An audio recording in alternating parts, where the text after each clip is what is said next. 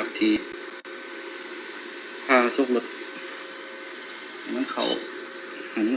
เล่าได้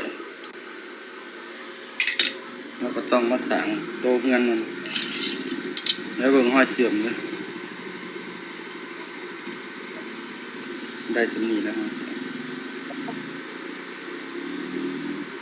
อาชีพงามปานใดดอกก็ได้ญาติเวลาเฮ็ด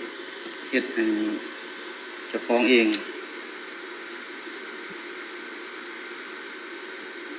ไฟไหม้จะน่าก็ไปเวียกอีก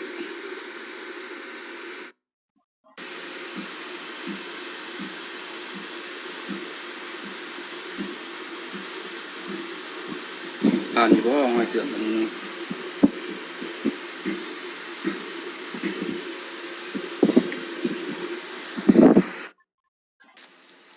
จอดตรงเฮือนสำเร็จ